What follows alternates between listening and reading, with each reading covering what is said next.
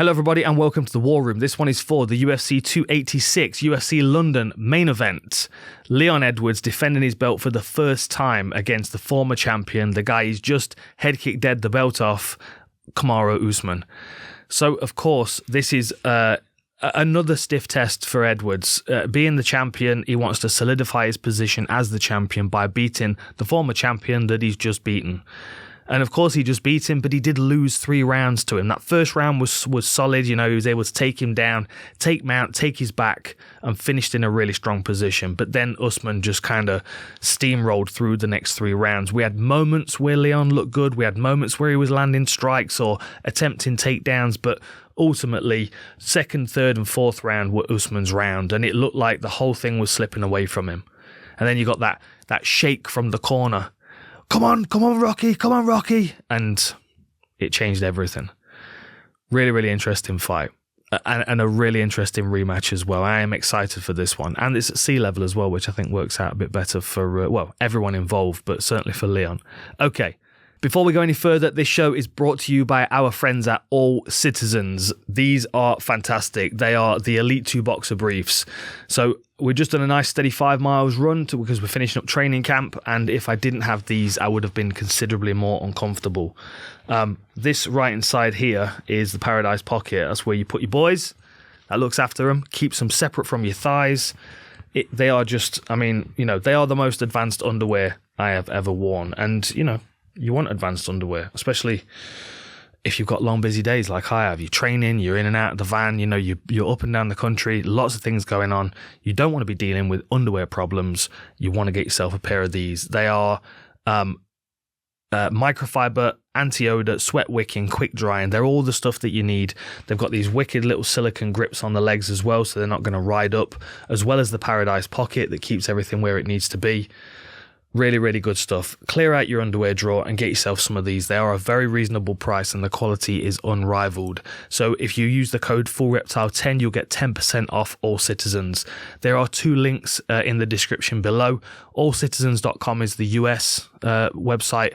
intl.com.allcitizens.com is the international one.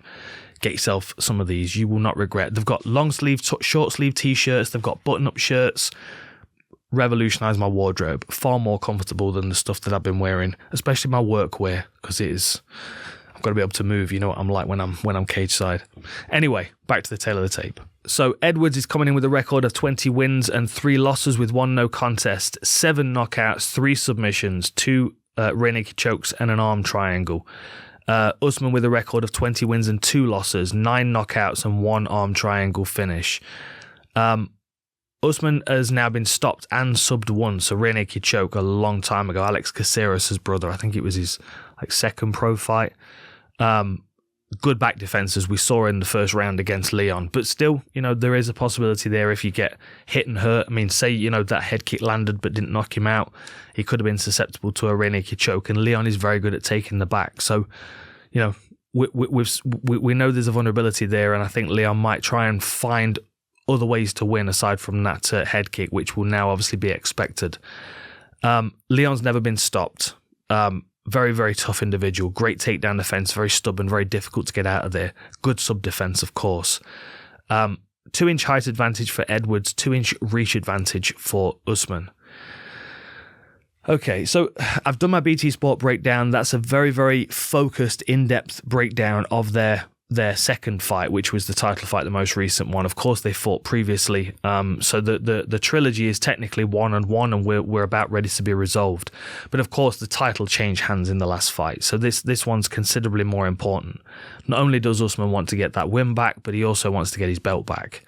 And because he won, he was 3-1 going into the 5th round. You've got to imagine how annoyed at himself he is. And this is another reason why I think this fight might look quite different, because Usman, that's been knocked out by Leon by head kick, he's now not going to give Leon the kind of space and respect that he the kind of space that he needs for that head kick. He'll give him a lot more respect. He'll fight him at a lot closer range, like he was in the 2nd, 3rd, and 4th. You see, we've kind of seen the winning ways of both of these fighters in the last fight. And if there's going to be some kind of evolution from one of these two fighters, then that might be the deciding factor in this one going forward. For Edwards, we know that he's really good on the outside. Like, he switches his stance nicely. He uses those hop side kicks and stinging inside and outside kicks. Kicks to the midsection as well. Very good at long range, switching his stances and maintaining that distance when he's twitchy. But he wasn't able to maintain that in their last fight. Now, that was potentially the altitude. It was potentially a conditioning issue. But it might have also been because he had a really good first round and he had a bit of an adrenaline dump perhaps. He thought he was going to get the finish in that first round. There are lots of different reasons why. What I do know is that he wasn't really fully tuned in and switched on at the start of the second round. Like, he was kind of looking around, and when the referee clapped and started the round, Leon was looking away and Usman was staring at him dead. So you've got to wonder what was going on in Leon's head. And it did take a big shake from his corner team to rally him, which they tried a few times in between rounds. So Leon came out and he looked really good at long range. He was twitchy, but that kind of died off quite quickly. He kept trying to get it back throughout the fight, and when he was doing it, he was able to maintain space better from Usman, because Usman was a little bit more concerned at what was coming back in that direction when Edwards looked like he had intention to throw. The other thing that we saw from Edwards, which was really good, is his body lock work, right? So the first time he got a body lock and he was able to trip Usman and almost got a front headlock. That's when he ended up on the floor the first round. Scrambled back to his feet, was able to get another deep body lock, an outside reap, landed in mount, and that's how he was able to transition to the back. So we saw really good takedown work from the clinch against from Edwards. From the second round onwards, though, we saw Usman give him a lot more respect in that range. In the first round, it was almost like he wasn't that concerned.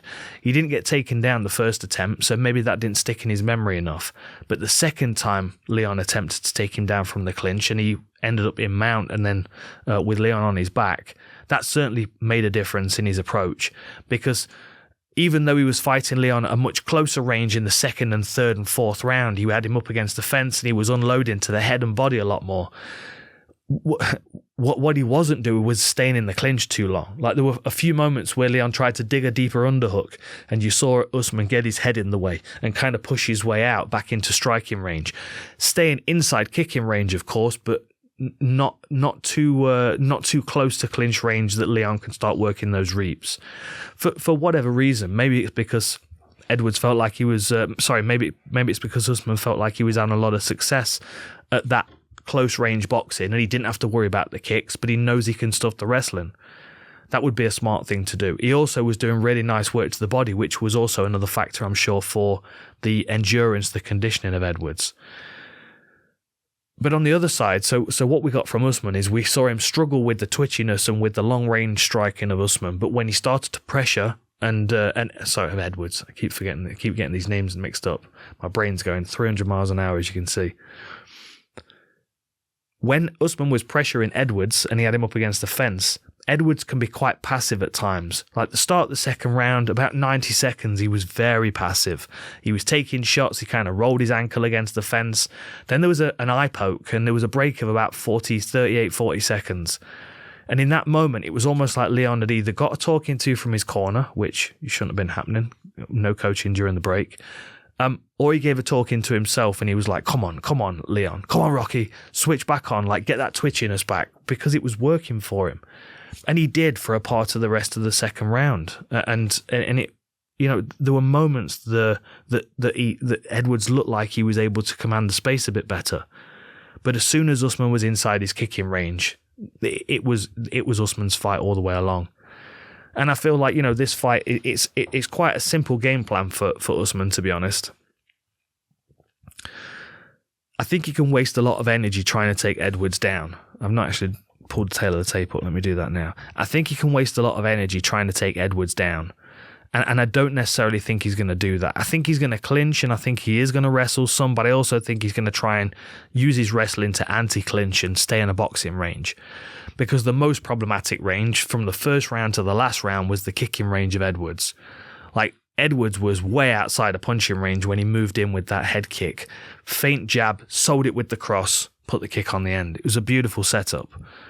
So Usman's going to remember the first round not being able to get close to Edwards because he was twitchy and kicking a lot, and then the last round where he probably won't remember the last round, but he'll remember the replays of it because I'm sure he's seen it hundreds of times since.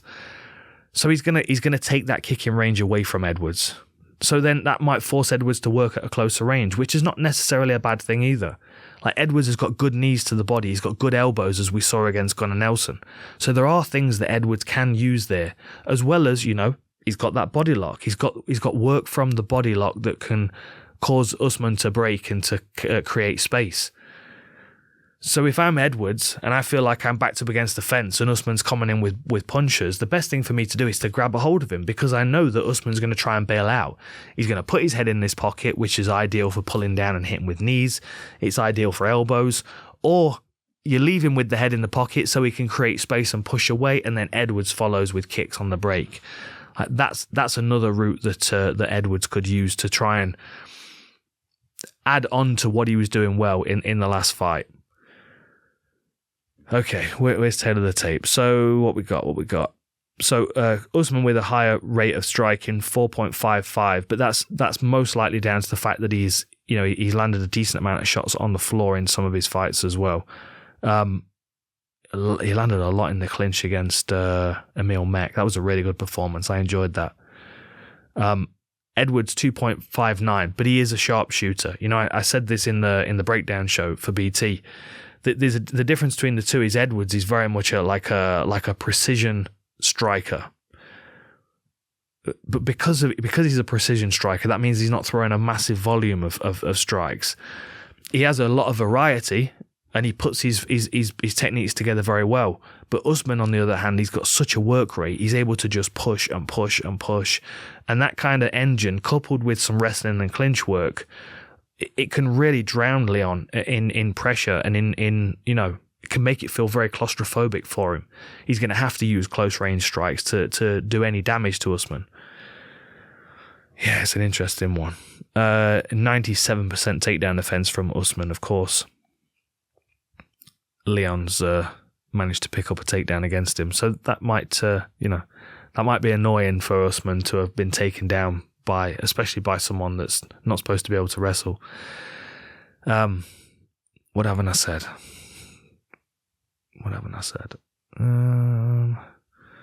Oh yeah, that was the other thing. So I mentioned it briefly about the altitude. Now, of course, altitude's a weird thing. I've heard everybody experience like wild hallucinations to just feeling completely suffocated, or like they feel like they're underwater. It can be really a real unusual thing to experience, and this is why a lot of fighters go to altitude to train. Now, Usman's gone to train with Trevor Whitman in Colorado, 6,800 feet above sea level. So that's a decent height. Anywhere around there, and you can have some really positive effects. But the adaptation to the altitude is going to be a challenge, and it will take time as well. But Usman was at 6,800 feet for training camp, and then he came down to Salt Lake, which is 4,300 feet. So there's still an altitude to Salt Lake, and you'll feel it if you go from sea level to Salt Lake. You'll feel that tightness in your chest and a shortness of breath. It's like you feel like you've not done the conditioning that you should have done. And I would imagine Leon was I know he was, because I watched him do some sparring for that fight. He was supremely conditioned, wrestling constantly for 30 minutes. I was very, very impressed. And I know he was sleeping in an altitude tent as well, but they have limited benefits compared to someone that's living at altitude. Training and resting at altitude makes a difference. So I do feel like that was a factor, especially given the fact that Leon just looked like he went flat, and he tried to get himself going, and he looked flat. And I've felt that feeling before. It's very, very unpleasant. Fortunately, I've never felt it in a fight. But I have certainly felt it like going to training, like, driving out of Vegas up into Mount Charleston. It was one of the things that I used to do during training camp for conditioning. And you do feel like you can't quite get your lungs full. It's not a pleasant feeling. Your limbs feel very heavy as well. So of course this one's in London at the O2 Arena, which is like right at the side of the Thames, which is practically sea level. I mean, if it was any lower, it'd be underwater, let's put it that way. So I do think that suits Leon. It's also going to take him a couple of hours to drive there, whereas, Usman's going to have to travel a good distance, which is, also not favourable, especially when you're weight cutting, and I'm sure that he is. I'm sure they both are. So there are other factors. This is a different kind of fight. It might not be as difficult to rally Leon Edwards if he's having a rough couple of rounds, especially with that London crowd behind him, and you know, the fact that he's not up against the altitude of Salt Lake. But we'll have to see. It's a really, really fun fight, a really tough test, especially because they've not really had too much time between this one and the last one. Not that much is going to have changed. You've got to take the lessons that you learned in the last one and try and implement them in a new training camp, and maybe add something new to your game that you think might work. And that's the exciting thing, is trying to figure out what that is. For Usman, I think it's going to be implementing more wrestling, even though he doesn't expect or intend to get the fight to the floor. For Edwards, I think he's going to be forced to strike at a closer range, so we might see his elbow and knee game. Both of which will be fun to watch. All right, enjoy these fights, and I'll see you next time.